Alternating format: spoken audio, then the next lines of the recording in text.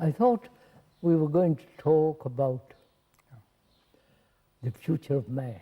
Yes.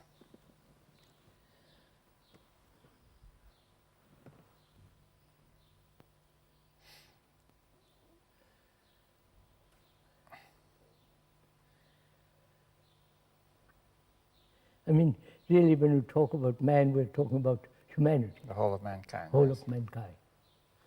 Not the British or the French or the Russian or the American, but the whole of the future is all interlinked now anyway.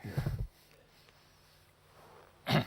As things are, from what one observes, the world has become tremendously dangerous. Yes. Terrorists, wars, and the national divisions and racial divisions. Some dictators who want to destroy the world and so on and so on.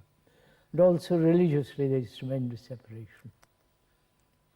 Yes, and I think there's the economic crisis and the ecological crisis. Yes, which ecological and economic problems.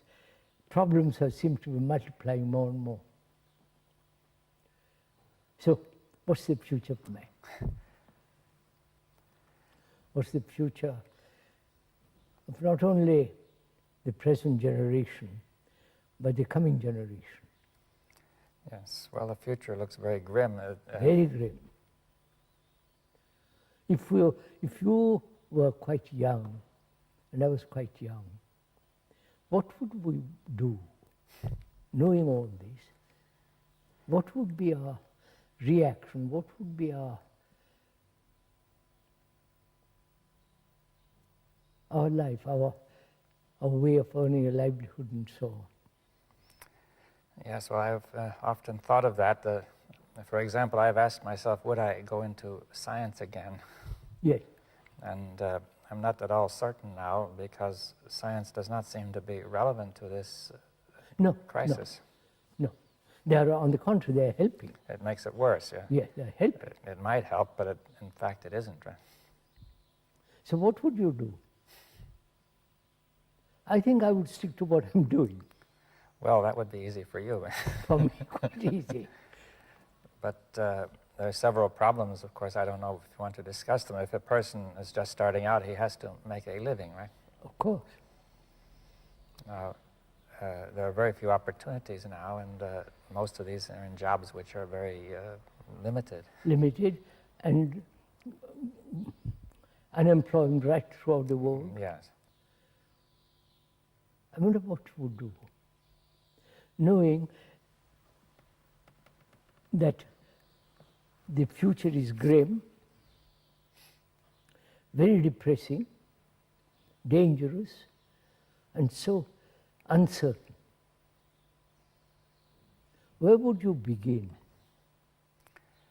Yes, well, I think one would have to stand back from all these particular problems of my own needs and the needs of the people around me. Are you saying one should really forget oneself for the time being? Yes. Even if I did forget myself, and when I look at this world in which I'm going to live, and have some kind of career or a profession, and the unemployment, what would I do? This is a problem that I think most young people are facing. Yes, it's clear.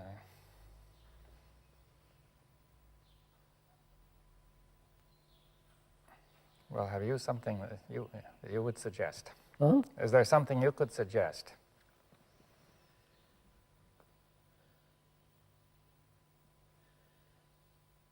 Yeah, I don't think in terms of evolution.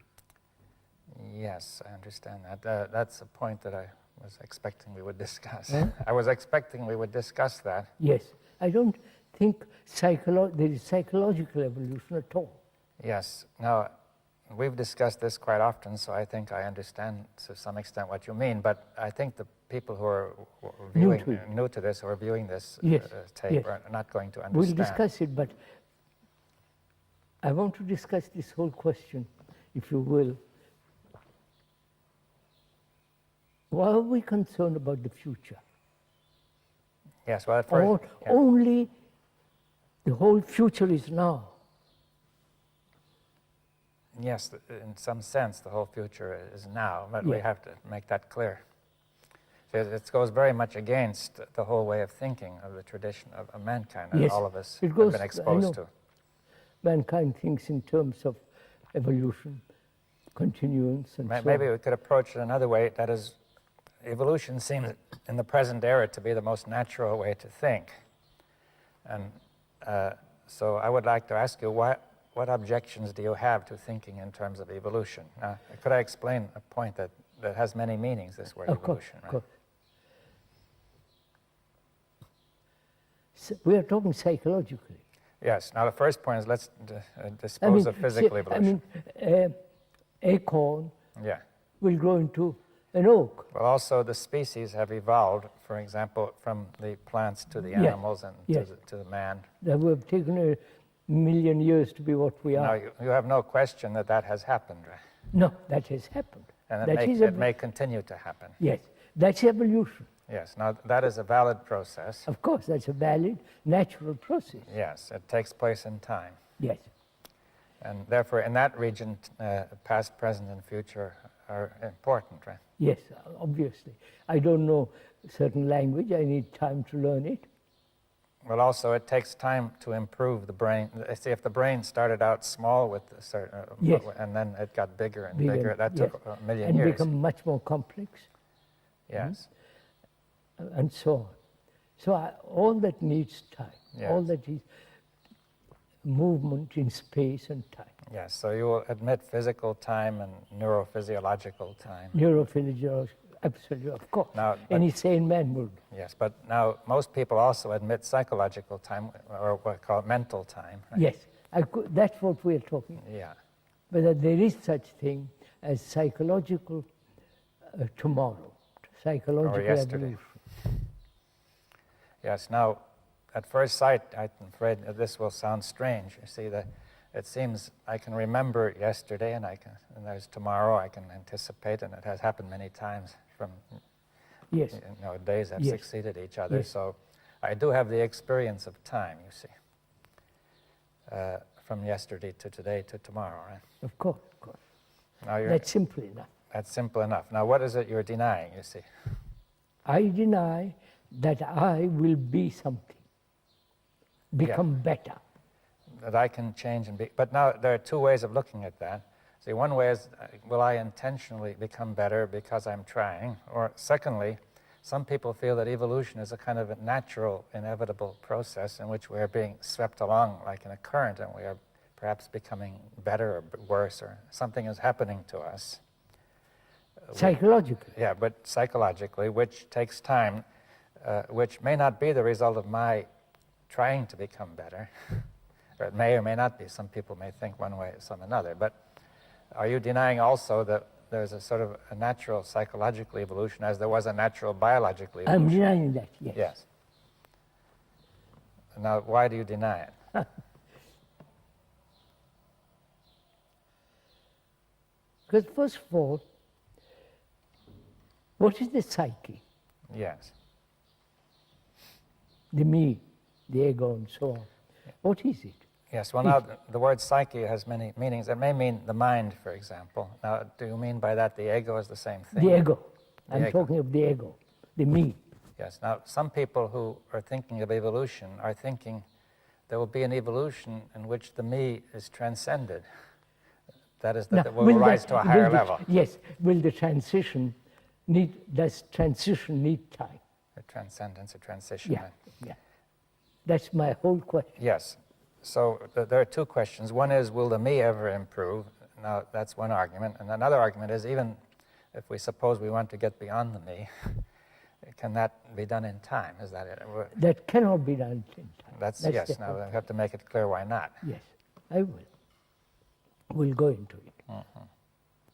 What is the me? If the psyche has such a different meanings, the me is the whole movement which thought has brought about. Well, now why do you say that? The me is the consciousness, my consciousness. The me is my name, form, and all the various experiences that I've had, remembrances, and so on. The whole structure of the me is put together by thought. Yes, well, that again will be something which some people might find it hard to accept. Yeah, of course, we're discussing. Yeah, but I mean also to try to bring it out. Now, yes. The first experience, the first feeling I have about the me is that the me is there independently and that the me is thinking. Is the me independent of my thinking? Well, my own first feeling is the me is there independent of my thinking, and it is the me that is thinking. You see, like yes. I am here and I could move my arm, or I could think, or I could move my head, you know. Yes. Now, is that an illusion? No. What? Because the me, when I move my arm, there is the intention to grasp something, to take something, to put something, which is also, first, is the movement of thought, and that makes the arm move, and so on. My contention is, and I'm ready to accept it's false or true, that thought is the basis of all this. Yes, your contention is that the whole sense of the me and what it is doing is coming out of thought. Now, what you mean by thought, though, is not merely intellectual thought. No, of course not.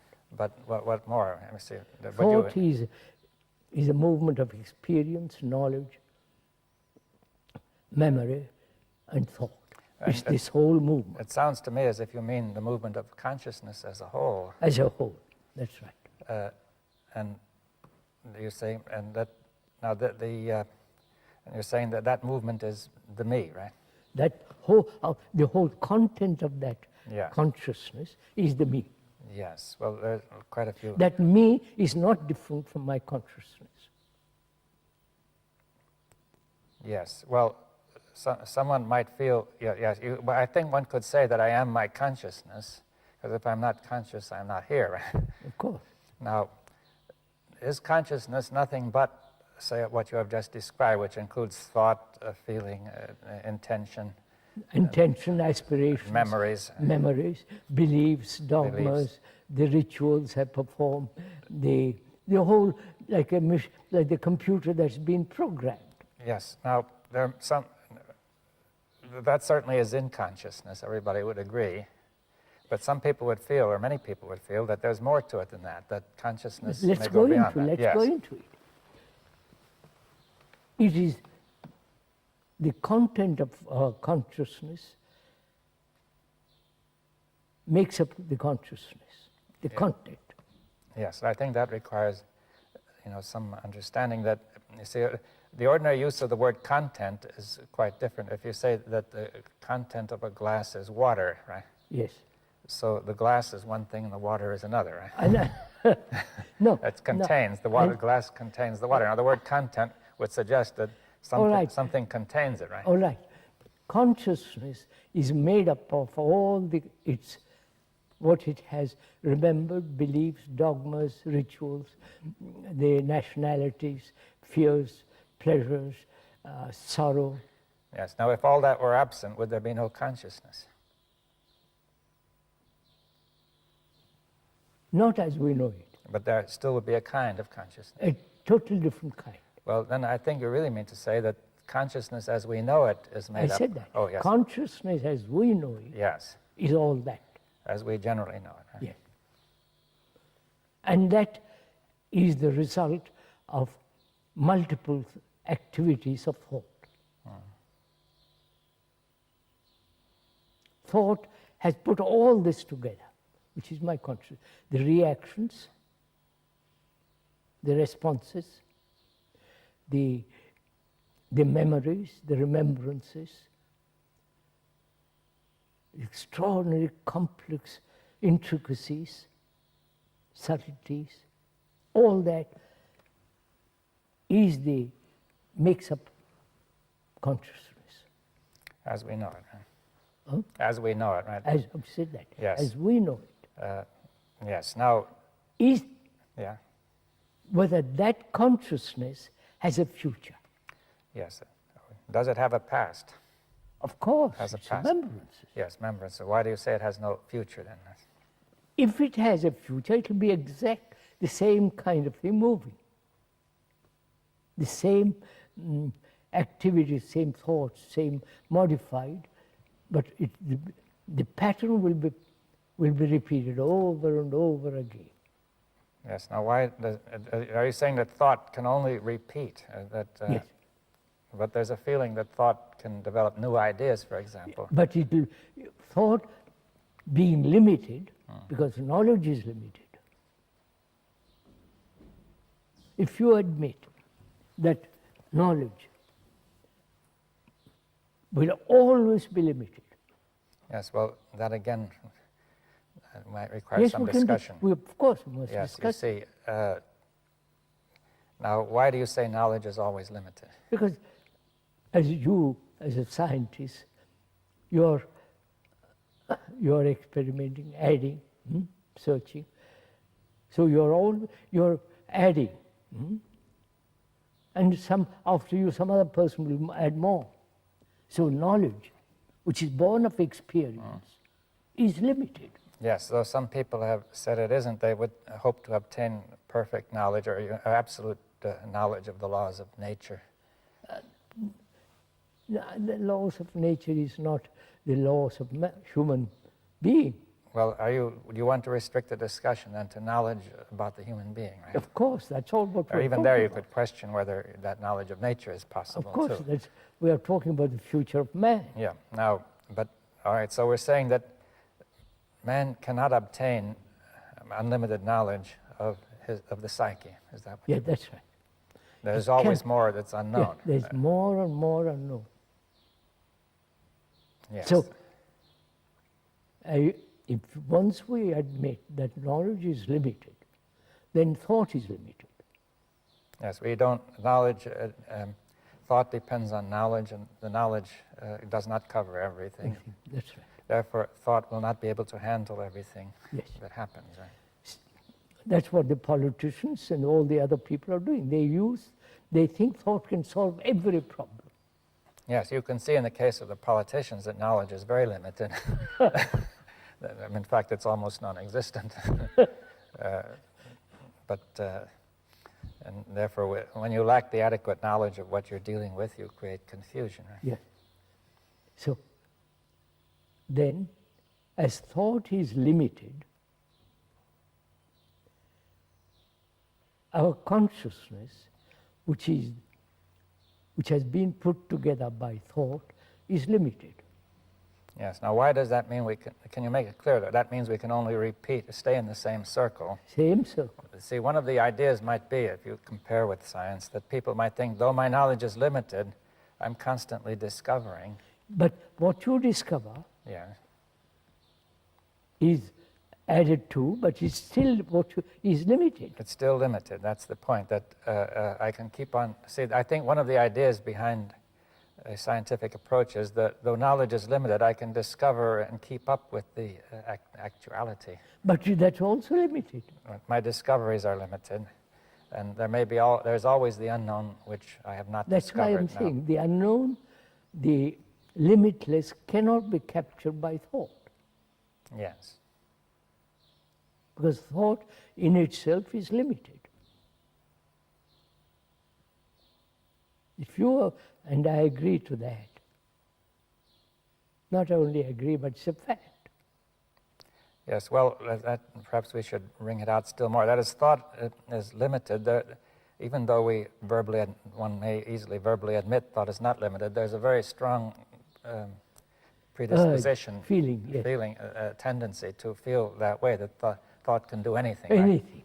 It can't. It has, see what it has done in the world. Well, I agree that it has done some terrible things, but that doesn't prove that it's always wrong. You see that maybe you could always blame it on the people who have used it wrongly, you see. I know that's a kind of good old trick. But thought in itself is limited. Therefore, whatever it does is limited.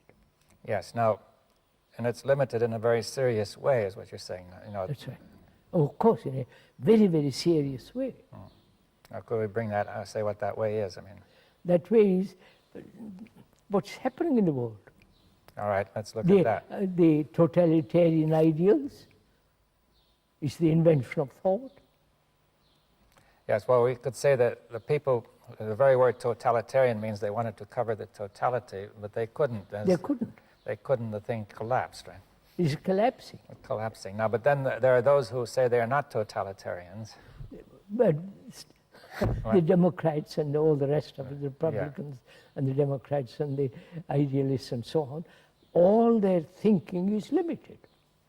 Yes, but it's limited in a way that's very destructive. It's very serious and destructive. Now, in what way could we bring that out? You see that I could say, okay, my thought is limited, but, well, it may not be all that serious. You see, why is it so important? That's very simple, because whatever action is born of limited thought must breed conflict. Inevitable. Yes. Like dividing humanity into geographically, into nationalities and so on, so on, so on, religiously, has created havoc in the world. Yes, now let's connect that with the limitation of thought. That is, my knowledge is limited, right?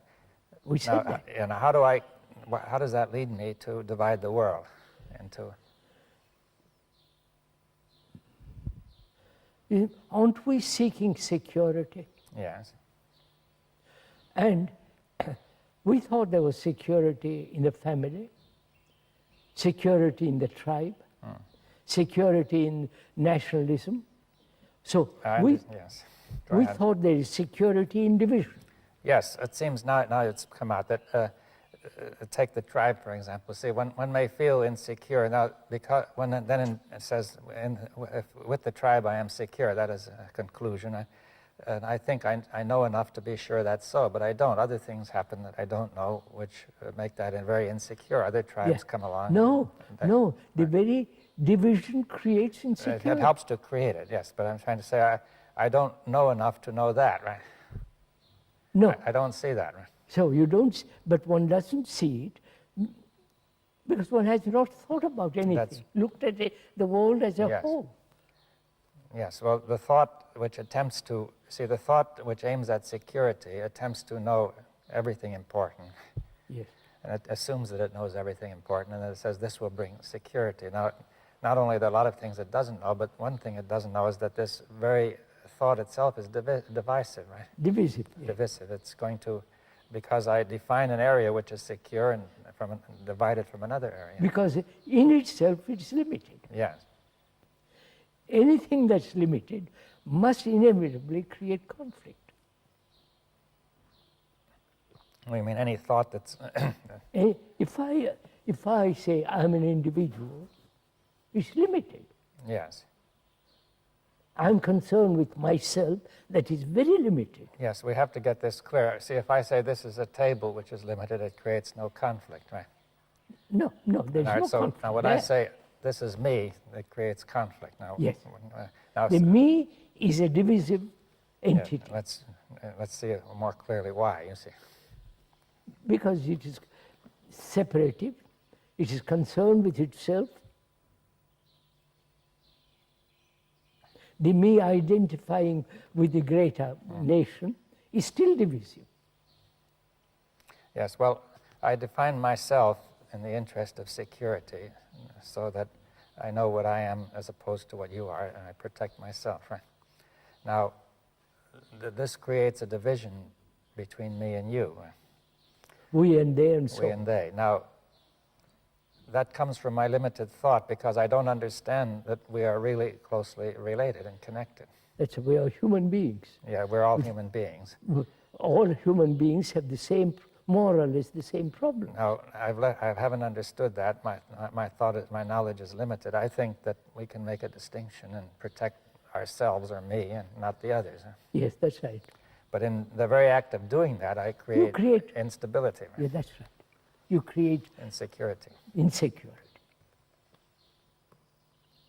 So, if we see that, not merely intellectually or verbally, but actually feel it, that we are the rest of humanity, then the responsibility becomes immense. Yes, well, how can you do anything about that responsibility? Then either contribute to the whole mess or keep out of it. That is, not to be at peace, to have order in oneself. Well, I didn't. I'll come to that. I'm going to talk. Yes, you see, let's come, you see, I think we've touched on an important point, that we say the whole of humanity, of mankind, is one. Yes. And therefore, to create division there is destructive. dangerous. Yes. Now, whereas to create division between me and the table is not dangerous, because in some sense we are not one, though. Me and the trees. That's only in some very general sense that we are Yes. one. But Yes. now, mankind doesn't realize that it is all one. I think we've, you see. Why? Well, Why? let's go into that. You see, I think we've been going, that this is a crucial point, that it's clear it doesn't, because there's so many divisions, and not only in nations and religions, but from one person to another. I know.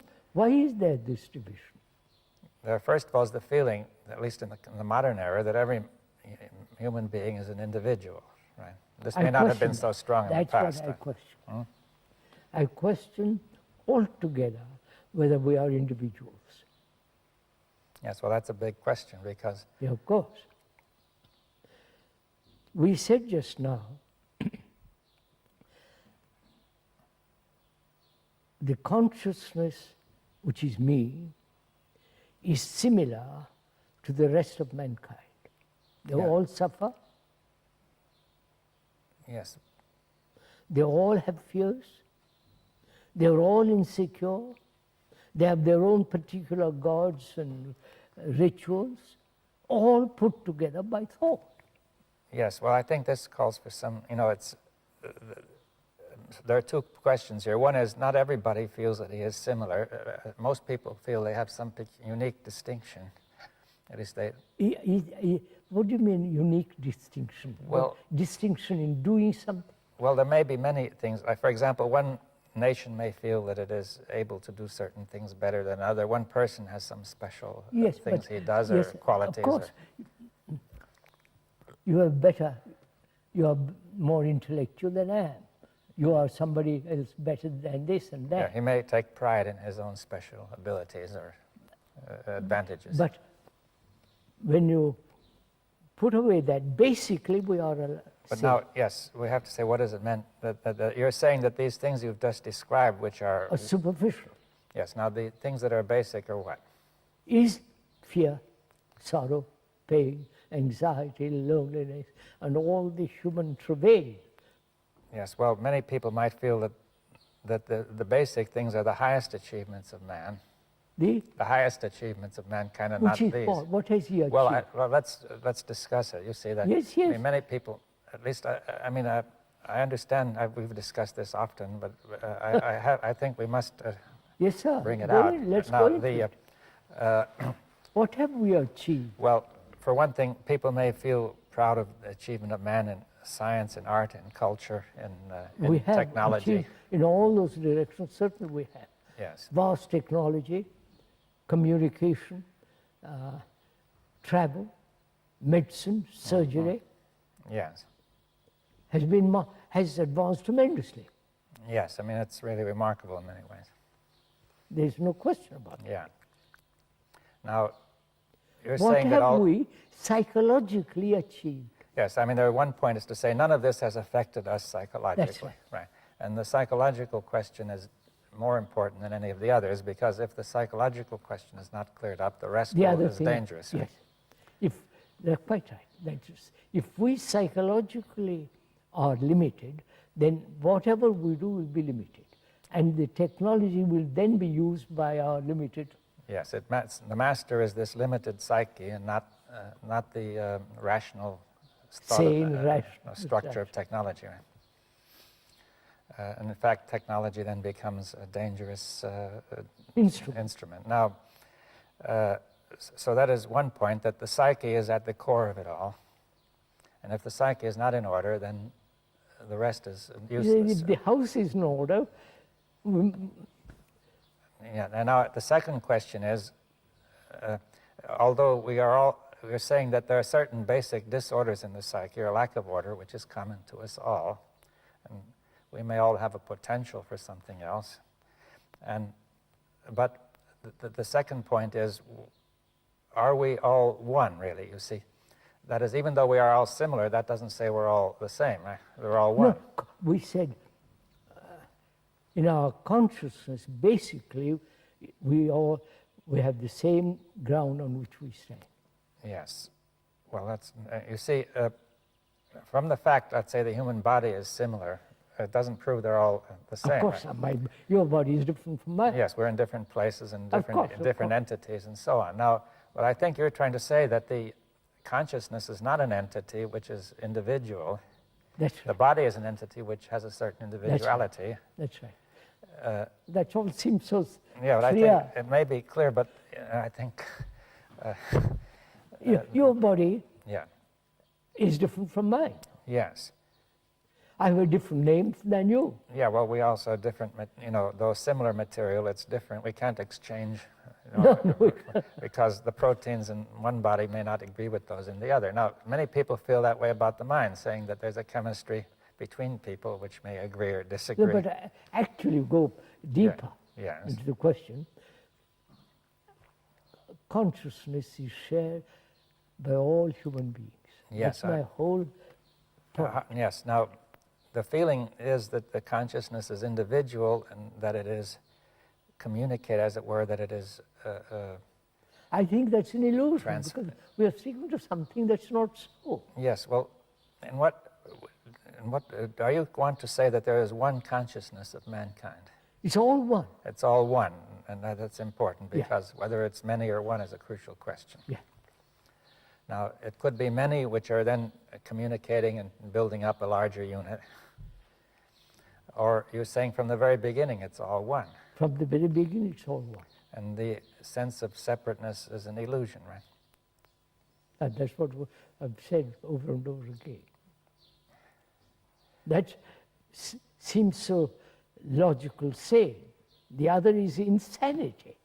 Well, yes, now people don't feel that, one doesn't immediately feel that the notion of separate existence is insane, because one extrapolates from the body to the mind. One says it's quite sensible to say my body is separate from yours, and inside my body is my mind. And that, now, are you saying the mind is not inside the body? now, that's quite a different question. Right. Let's finish with the other point. Yeah. If each one of us thinks that we're separate individuals psychically, we have done what we have done in the world is colossal mess. Well, if we think we are separate when we are not separate, then it will clearly be a colossal mess. That's what's happening. Each one thinks he has to do what he wants to do, fulfill himself. So he's struggling to be, he's struggling in his separateness to achieve peace, to achieve security, which that security and that peace is totally denied. Yes, well, the reason it's denied is because there is no separation. You see, if there were really separation, it would be a rational thing to try to do. But, actually. But if we're trying to separate what is inseparable, the result will be chaos, right? That's right. Now, that's clear. But I think that it will not be clear to people immediately that the consciousness of mankind is one inseparable whole. Yes, sir. Inseparable whole. Absolutely right. And many questions will arise if you once even consider the notion, but I don't know if we have gone far enough into this yet, that one question is, why do we think we are separate? Why? why do I think I'm separate? That's my conditioning. Yes, but how did we ever adopt such a foolish conditioning?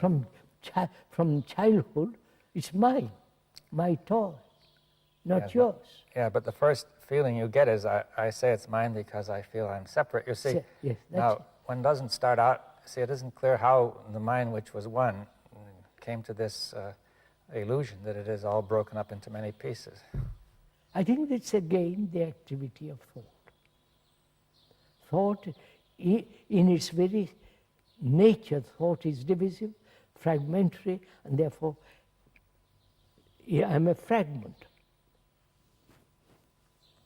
Yes, well, thought will create a sense of fragments. You see, you could see, for example, that once we decide to set up a nation, then we will be think we're separate from the other nation, and all sorts of things, consequences follow, which make the whole thing seem independently real, that you have all sorts of separate language and separate laws and separate this, and you set up a boundary. And after a while, you see so much evidence of separation that you forget how it started, and you say, that was there always, and we are merely proceeding from what was there always. That's why I feel if once we grasp the nature of thought,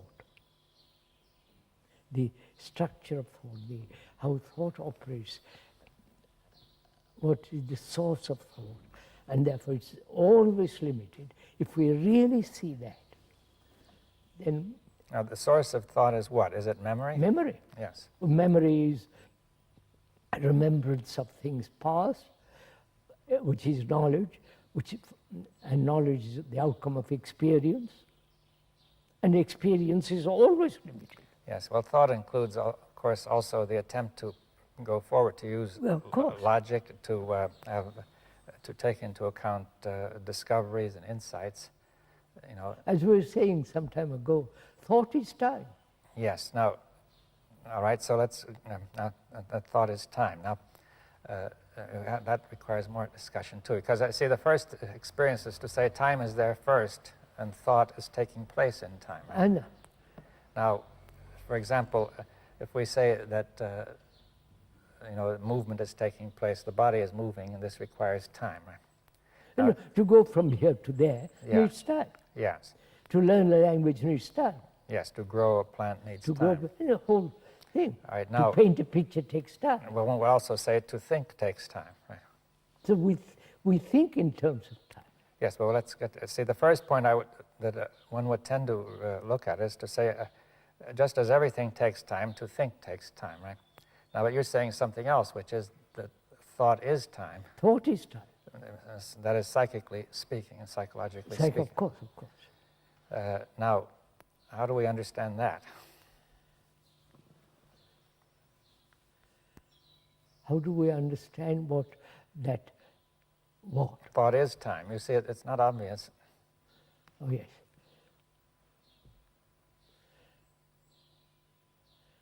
Would you say thought is movement and time is movement? Right, that's movement. Now, yes, well, these are, you see, time is a mysterious thing. People have argued about it. You know, we could say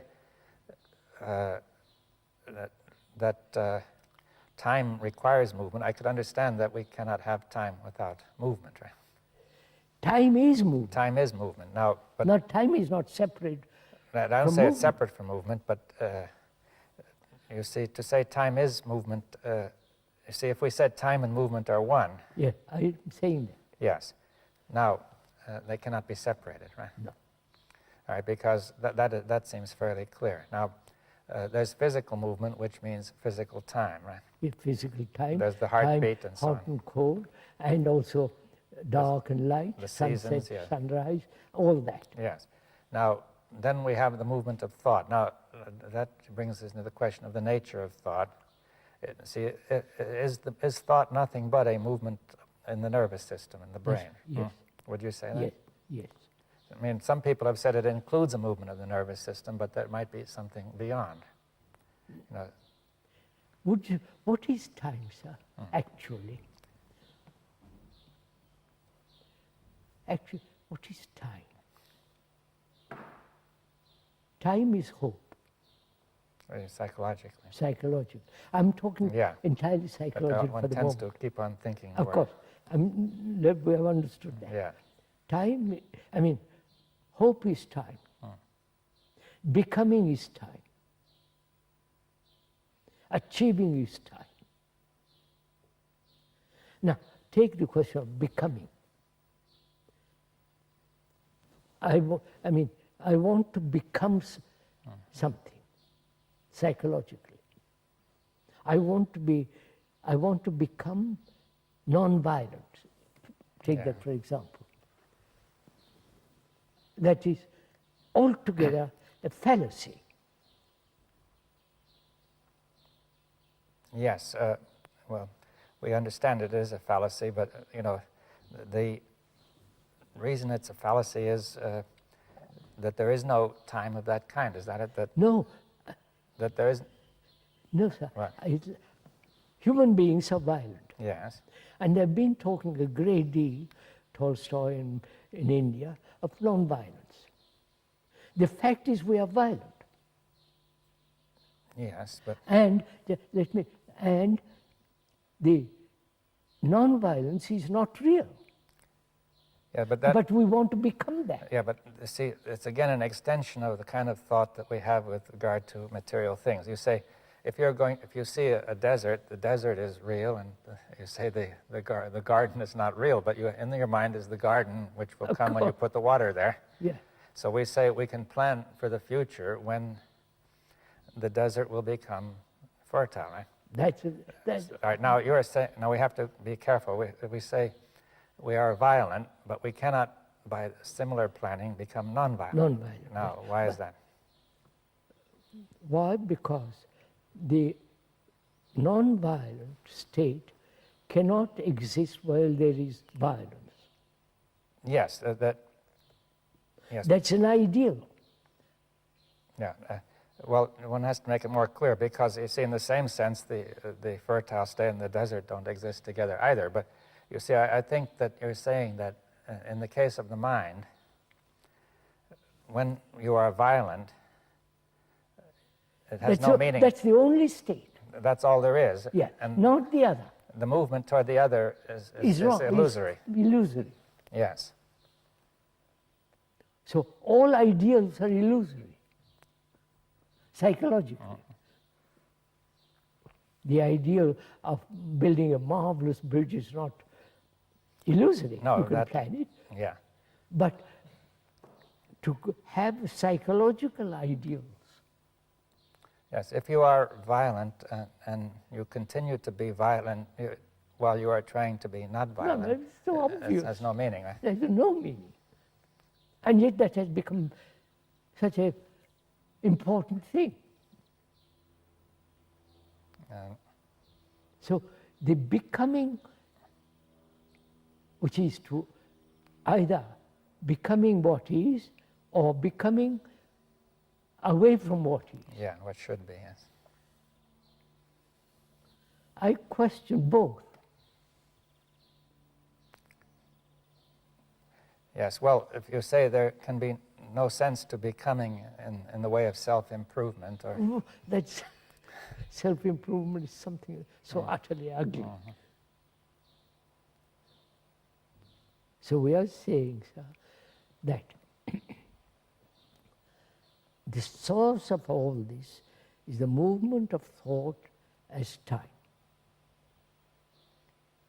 When once we admit time psychologically, all the other ideals, non-violence, achieving some super state and so on, become utterly illusory. yes. Now, when you're talking the movement of thought as time, that it seems to me that say that movement of thought, that time which comes from the movement of thought is illusory, is it? Yes. That we sense it as time, but it's not a real kind of time. I mean, That's why we ask, what is time? yes. I need time to go from here to there. I need to, if I want to learn some engineering, I must study, it takes time. That same movement is carried over into the psyche. And say, I need time to be good. Yes. Now, in order, I need time to be enlightened. yes, that will always create a conflict, right? Yes. One part of you and another. Oh, yeah. And so that movement in which you say I need time also creates a division in the psyche. That's right. Between, say, the Then there thinker, is observer, and the observed, right? That's right. We are saying the observer is the observed. Yes, and therefore there's no time, is what it is. That's right. Psychologically.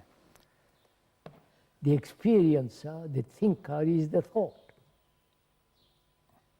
There is no thinker separate from thought. Yes. All that you're saying, seems very reasonable, but I think that it goes so strongly against the tradition, or what we are used to, that that it would be extraordinarily hard for people to really, generally speaking, to... No, most people, sir, they want a comfortable way of living. Let me carry on as I am, for God's sake, leave me alone. Yeah, but that's the result of so much conflict that... So much conflict. That people are worn out by it, I think. I mean... But in escaping from conflict or not resolving conflict, conflict exists, whether you like it or not. So is it, that's the whole point, is it possible to live a life without conflict? Yes, well, that's all implicit in what has been said. That's right. That the source of conflict is thought or knowledge, or the past. Right? So then one asks, is it possible to transcend thought? Yes. Now, or is it possible to end knowledge? I'm putting psychologically, not... Yes, well, we say ordinary knowledge of objects, of material objects and things like that, knowledge of science will continue. Absolutely, that must continue. But what you might call self-knowledge is what you're asking to end, isn't it? Yes. On the other hand, people have said self-knowledge, or even you have said self-knowledge is very important. Self-knowledge is important, but if I take time to understand myself, that is, I will understand myself eventually by examination, analysis, and so on, watching my whole relationship with others, and so all that involves time. Yes, well... And I say that there is another way of looking at the whole thing without time, which is when the observer is the observed. Yes. In that observation, there's no time. Could we go into that further? I mean, for example, if you say there is no time, but still you feel that you can remember an hour ago you were somewhere else. I mean, that would be crazy. Now, in what sense can we make it that there's no time, you see? Time is division. Right? As thought is division, that's why. Thought is time. Yeah, time is a series of divisions of past, present, future. Yeah. So, thought is also that, divisive. So, time is thought, or thought is time. Yes, well, I mean, it doesn't exactly follow from what you said, but I mean, we've explained it. Let's go into it. Yeah. You see,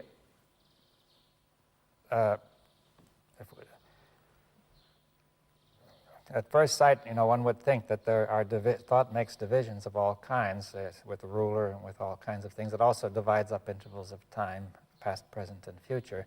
Now, it doesn't follow from just that thought is time. You see. We said, look, time is movement. Yes. Thought is also a series of movements. Yes. All right. So both are movements. Yes. So thought is a movement, right? A movement we suppose of the nervous system, right? And you see, it's a movement of becoming. I'm talking psychologically, not psychologically. But I mean, whenever you think, something is also moving in the blood and the nerves and so on, right? All right. Now, when we talk of a psychological movement, do you mean just a change of content? change of content. Well, what is the movement? You see, what is moving? So look, I am this, Yeah. and I'm attempting to become something else psychologically. Yes, so that movement is in the content of your thought, you see. Yes, Right. yes, So if you say, I am this and I am attempting to become that, then I am in movement, right? yes, At least I feel that I'm in movement, right? yes. No, but I am, say for instance, I'm greedy. Yeah. Greed is a movement What kind of a movement is it? to get what I want. To get more, yeah? More. It's a movement. All right. And I find that movement painful. Suppose. And I try not to be greedy. Yes. The attempt not to be greedy is a movement in time, is becoming. Yes, but even the greed was becoming, right? Of course. So, is it possible, that's the real question, is it possible not to become psychologically? Well, it seems that that would require that you should not be anything psychologically. That is, as soon as you define yourself in any way, then... No, we'll define it in a minute. What? No, but I meant, look, if you say, if I define myself as greedy, or I say I'm greedy, or I am this, or I am that, then either I will want to become something else or to remain what I am, right? Now, can I remain what I am? Mm-hmm. Can I remain not with non-greed, but with greed? And greed is not different from me. Greed is me. Yes, that will require, the ordinary way of thinking is that I am here and I could either be greedy or not greedy. Right? Of course. As these are attributes which I may or may not have. Now, but the attributes are me. Yes, now that again goes very much against our common language and experience. Of course, right? sir. That I am, instead of saying that I am my attributes, which suggests that the thought of attribution creates me, right, the sense of me. You see, all the qualities, the attributes, the virtues, the judgments and conclusions and opinions is me. well, it seems to me that this would have to be perceived immediately as obvious. That's the whole question. To perceive the totality of this whole movement instantly. Then we'll come to the point, perception. Whether it's possible to perceive, it sounds a little odd and perhaps a little crazy, but it's not. Is it possible to perceive without all the movement of memory? To perceive something directly, without the word, without the reaction, without the memories entering into perception. Yes, well, that's a very big question because memory has constantly entered perception. Of course, that's the whole... You see, it would raise the question, what is going to stop memory from entering perception? Nothing can stop it. Yes. But if I see the reason, the rationality of the activity of memory, which is limited, the very perception that it is limited, you are moved out of into another dimension. It seems to me you have to perceive the whole of the limitation of Yes. memory. Now, Not one part. you can see in general that memory is limited, you see, Yes. that because now, but there are many ways in which this is not obvious, you see. For example, many of our reactions are not obvious, are maybe memory, but we don't experience them as memory, you see. Like you say, I experience me as being there presently and not memory, you see. That's the common experience. So suppose I say I am becoming, I want to become less greedy, right? So I experience greed and I experience the urge to become as actual Actuality. and not merely the result of memory, but I say I can remember that I have been greedy, but this me, the me is the one who remembers, not the other way around, that, Of course. that memory creates me, right? So all this really comes down to, can man live, humanity live without conflict? That really basically that comes to that. Can we have peace on this earth? Yes, well, go ahead. And the activities of thought will never bring it about. Yes, well, it seems clear from what has been said that the activity of thought cannot bring about peace. It's inherently brings about, psychologically, it inherently brings about conflict. Yes. If we once really see or acknowledge that, our whole activity will be totally different.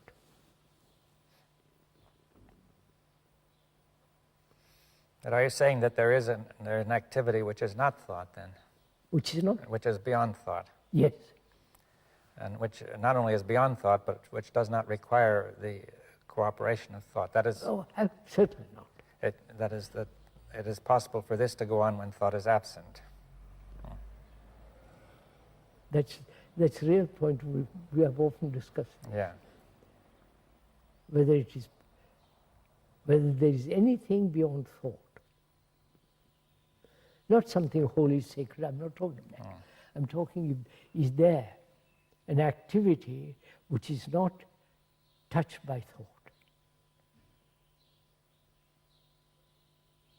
We are saying there is.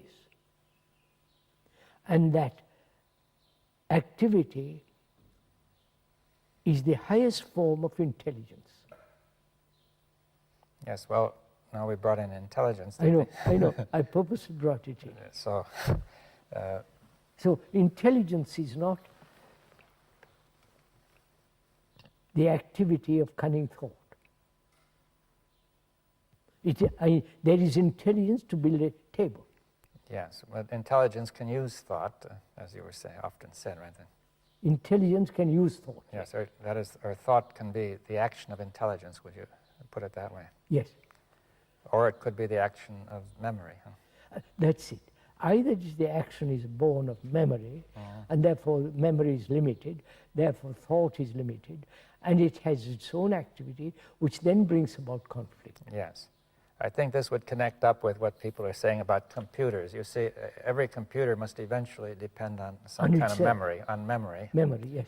which is put in, or else Programmed, and that must be limited, right? Of course. Because now, therefore, when we operate from memory, we are not very different from a computer, or the other way around. Perhaps the computer is not very different from us. Say once, a Hindu has been programmed for the last 5,000 years to be a Hindu. Or in this country, or you're being programmed as British. Or as a Catholic, or a Protestant. Yes. So we're all programmed up to a certain extent. Yes. Now then we could say that you're bringing in the notion of an intelligence which is free of the program, which is creative perhaps. Yes, that's right. And that intelligence has nothing to do with memory and knowledge. yes, it may act in memory and knowledge, but it has nothing to do with it in its may origin. act through memory, Yeah. etc. That's right. And how do you find out whether it has any reality, not just imagination and romantic nonsense? How do you find out? To come to that, one has to go into the whole question of suffering, whether there is an ending to suffering. And as long as suffering and fear and the pursuit of pleasure exist, there cannot be love. yes, well, there are many questions there. Now, the first point is, say, suffering, or including pleasure, fear, and suffering, and I suppose we can include anger and violence and greed in there. Of course, otherwise... yes. Now, we could say that all those, we're saying, first of all, that all those are the response of memory. Yes. They're nothing to do with intelligence. All part of thought and memory. And that as long as they are going on, it seems to me that intelligence cannot operate in thought. That's right. or through So thought. there must be a freedom from suffering. Yes, well, that's a very key point. Now, That's a really very serious and deep question, whether it's possible to end suffering, which is the ending of me. yes, well, yes, again, of course, it may seem repetitious, but the feeling is that I am there, and I either suffer or don't suffer. That is, I either enjoy things or suffer. Yes, I know that. Now, I think you're saying that suffering arises from thought. It is thought. Identified, Yes, and that. attachment. So what is it that suffers? You see, there's this feeling. Say, it's really the opposite of the feeling of pleasure. It seems to me that whenever pleasure, memory may produce pleasure, and then when it doesn't work, it produces. When it's frustrated, Pain. it produces pain and suffering.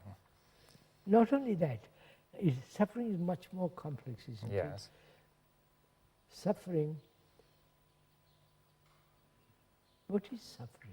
Yes. Well, that's. The meaning of the word is to have pain, to have grief, to feel utterly lost, lonely. Yes, well, it seems to me that it's not only pain, but a kind of a total pain, Yes. a very pervasive. But suffering is the loss of someone. The loss of something very important, right? Yes, of course. Loss of my wife or loss of my son, brother, whatever it is. And the desperate sense of loneliness. Yes, or else just simply the fact that the whole world is going into such a state. Of course. I mean, all the wars. And makes everything meaningless, you see. What a lot of suffering the Falkland Wars have Yeah. created. Well, all these wars, I mean, it's... And wars have been going on for thousands of years. That's why we are carrying on with the same pattern of the last 5,000 years or more of wars. Yes, now, one can easily see that the violence and hatred in wars will interfere with intelligence. Obviously. Now, it's not quite so obvious. See, I think some people have felt that suffering, by going through suffering, people become intelligent, purified, like going through the crucible, yes, the metal yes, being refined in the crucible, right? I know that through suffering you learn. Or you are purified in some way. You are purified.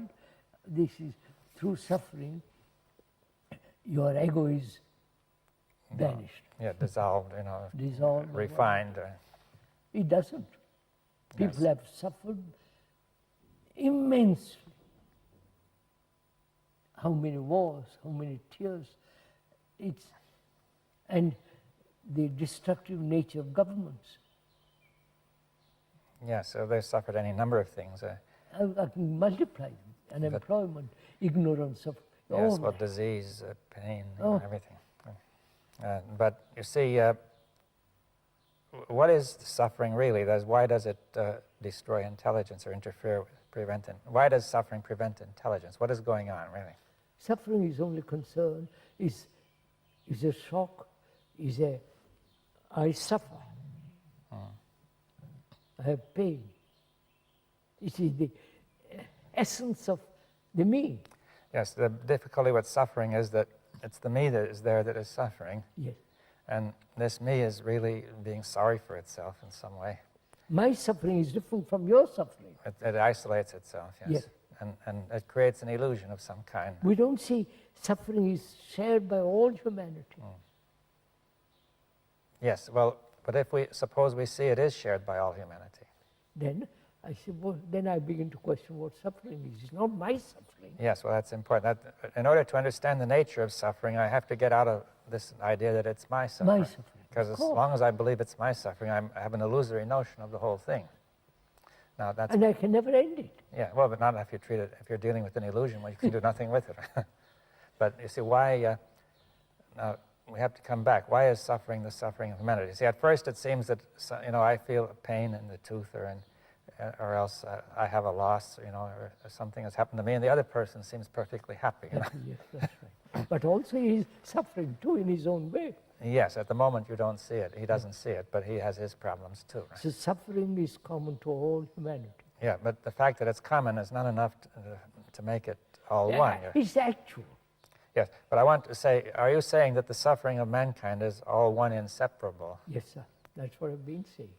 As is the consciousness of mankind. Yeah, that's right. That when anybody suffers, the whole of mankind is suffering, right? If one country kills hundreds and thousands of human beings,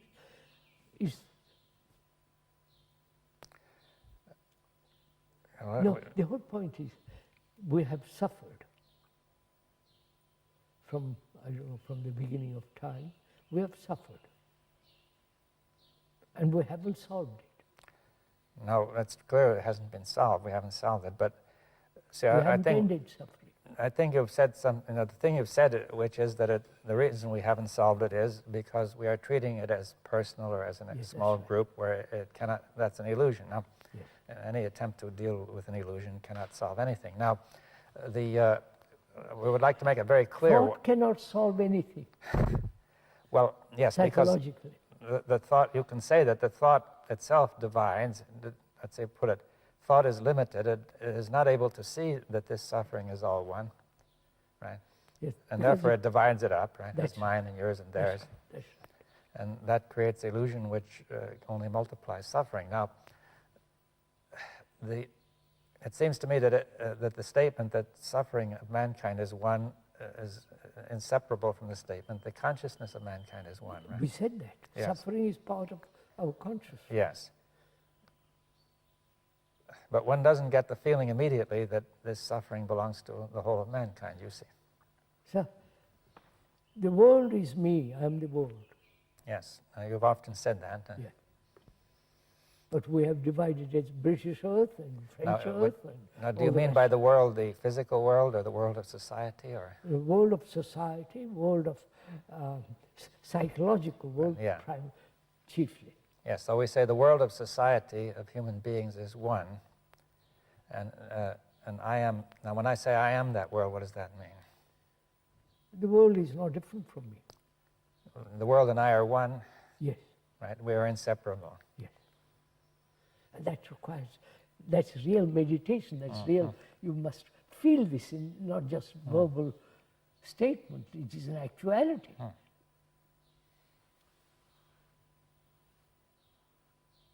I am my brother's keeper.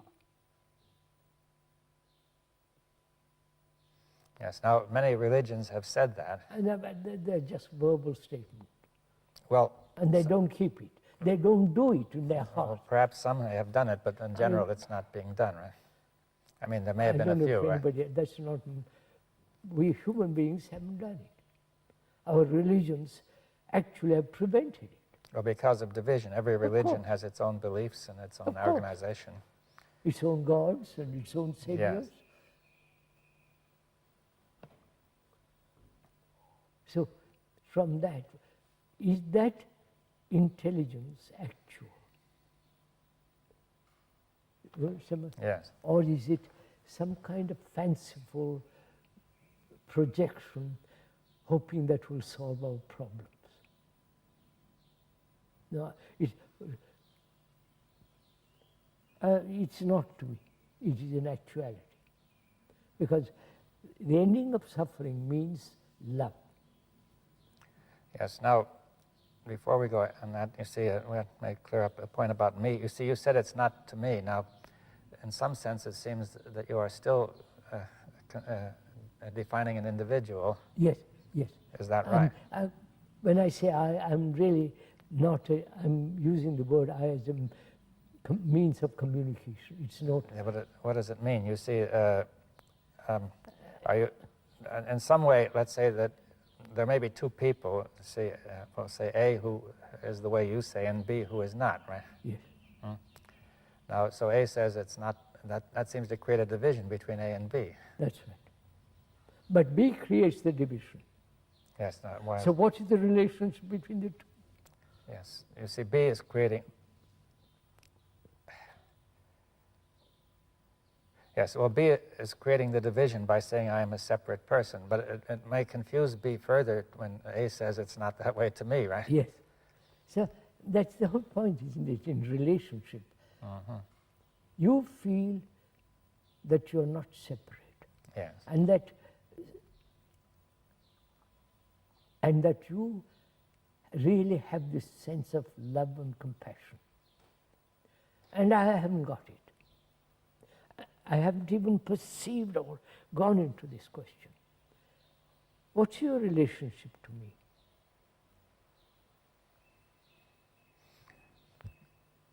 Yes, well, That's what I'm we've saying. discussed Your that, yes. relationship, you have a relationship Yeah. with me, but I haven't any relationship Yeah. with you. Well, yes, I think one could say that the person who hasn't seen is almost living in a world of dreams psychologically. And therefore, the world of dreams is not related to the world of being awake. That's right. But the fellow who's awake can at least awaken perhaps the other fellow. You are awake, I'm not. Yes. And if I'm, then your relationship with me is very clear. But I have no relationship with you. I cannot. I insist on division, and you don't. Yes, in some way we have to say the consciousness of mankind has divided itself. It's all one, but it has divided itself Of course. by thought, right? That's what we've been through. Yes, and that's why we're in this situation. That's why all the problems that humanity has now, psychologically as well as in other ways, is the result of thought.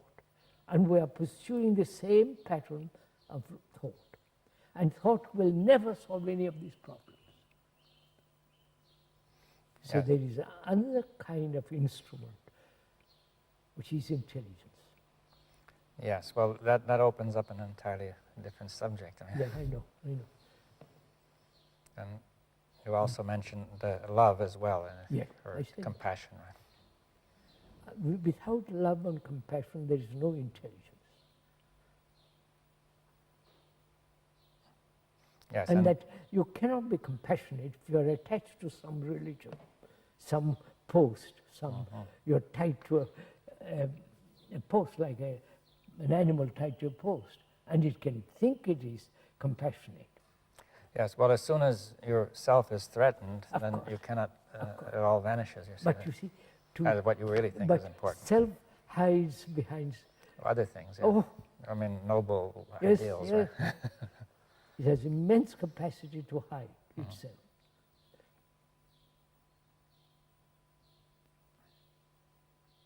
So what is the future of mankind?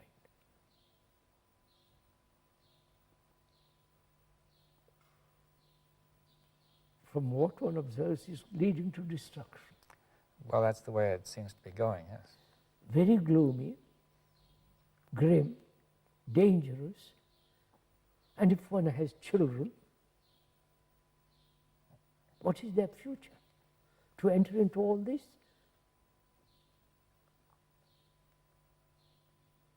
And go through all the misery of it all?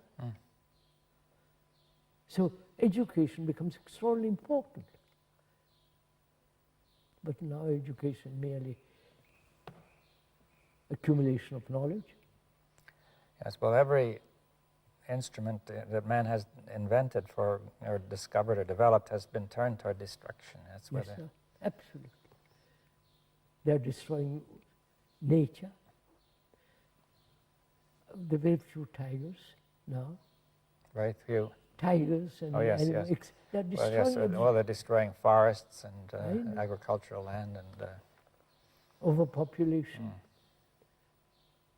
Nobody seems to care. Well, I think people, two things. One is people are immersed in their own problems, right? Immersed in their own little plans Yes, and to save humanity. well, most people are just immersed in their plans to save themselves, but others have plans to save humanity. But I think also there's a tendency toward despair implicit in what's happening now, that people don't think anything can be done. Yes. And if they think something can be done, they form little groups and little theories. That's well, there are those who are very confident of what they're doing, and and those who lack confidence. Like most prime ministers are very confident. Right. But they don't know what they're doing. Really. But then most people don't have much confidence in what they're doing. I know. If you have tremendous confidence, I accept your confidence and go with you. Yes, but since thought is limited. Then we... Notice how that is the future of mankind, future of humanity. I wonder if anybody is concerned with it. Or each person or each group is only concerned with its own survival. Well, I think the first concern is almost always has been with survival, either the individual or the group. You see, that has been the history of mankind. Therefore, perpetual wars. Yes. Perpetual insecurity. Yes, but this is, as you said, the result of thought, which makes the mistake of, on the basis of being incomplete, to identify the self, with the group and so on. You happen to listen to all this. You agree to all this. You see the truth of all this. Those in power will not even listen to you. No. They are creating more and more misery, more and more becoming dangerous. How do you then, what's the point of you and I agreeing, seeing something true? This is what people are asking. What's the point of you and I seeing something to be true? And what effect has it? Yes, well, it seems to me that if we think in terms of effects, we are bringing in time. And also it's a wrong question. Yeah, we bring in time. We are bringing in the very thing which is behind the trouble. Trouble, yes. That is, their first response would be, we quickly must get in and do something to change the course of events. Therefore, form a society, foundation, organization, all the rest. But you see, our mistake is that to do that, we must think about something, and that thought is incomplete, right? We don't really know what's going on. Yeah. And people have made theories about it, but they don't know. No, but come down to it. If that's the wrong question, then as a human being, who is mankind, what is my responsibility? Well, I think it's the same as... Apart from effect and all that. Yeah, we can't look toward effects, we see. But it's the same as with A and B, that A sees and B does not, right? Yes. Now, suppose A sees something and most of the rest of mankind does not, right? Then it seems that, see, one could say mankind is in some way dreaming, asleep. It's dreaming. It's caught in an illusion. Illusion, yeah. And the point is that to somehow, if somebody sees something, then his responsibility is to help wake that person, wake the others up, right? To get out of the illusion. That's just it. I mean, this has been the problem. That's why the Buddhists have projected the idea of the Bodhisattva, who is compassionate and is essence of all compassion, and he's waiting to save humanity. Sounds nice. It's a happy feeling that there is somebody doing this, but in actuality